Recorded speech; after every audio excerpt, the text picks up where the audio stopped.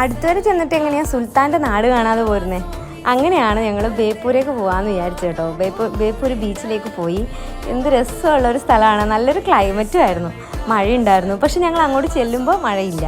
ഇങ്ങനെ ക്ലൗഡി ആയിട്ട് നിൽക്കുന്ന ഒരു കാലാവസ്ഥ, നല്ലൊരു കാലാവസ്ഥ. നിറയെ ആളുകളുണ്ടായിരുന്നു. മഴക്കാലം ആണെങ്കിൽ പോലും ഒരുപാട് ഫാമിലീസ് അവിടെ വന്ന് എൻജോയ് ചെയ്യുന്നുണ്ടായിരുന്നു കേട്ടോ. എനിക്ക് ഭയങ്കര ഇഷ്ടപ്പെട്ടു ഈ സ്ഥലം. അധികം നേരം നിൽക്കാനൊന്നും നമുക്ക് പറ്റില്ല. ഈ വീഡിയോ എടുക്കുന്നൊരു നേരം മാത്രം കണ്ടോ, നല്ല മഴയായി. മഴയില്ലായിരുന്നെങ്കിൽ കുറച്ച് നേരം കൊണ്ട് അവിടെ നിൽക്കായിരുന്നു, കുറച്ച് ഫോട്ടോസൊക്കെ എടുക്കായിരുന്നു എന്നൊക്കെ ആഗ്രഹം ഉണ്ടായിരുന്നു. കുറേ നാൾ കൂടിയിട്ടുള്ള ആഗ്രഹമാണ്.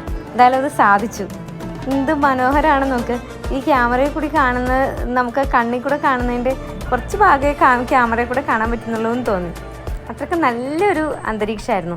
എന്നിട്ടും അവിടെ വീട്ടിൽ പോകാൻ പറ്റിയില്ല. അതൊരു ആഗ്രഹമായിരുന്നു. ബേപ്പൂർ സുൽത്താൻ്റെ വീട്ടിൽ പോവുക, വൈക്കം മുഹമ്മദ് ബഷീർ സാറിൻ്റെ വീട്ടിൽ ഇവിടെ നമ്മൾ നാട്ടിൽ വൈക്കത്ത് പോയപ്പോഴുള്ള ആഗ്രഹമായിരുന്നു അത്.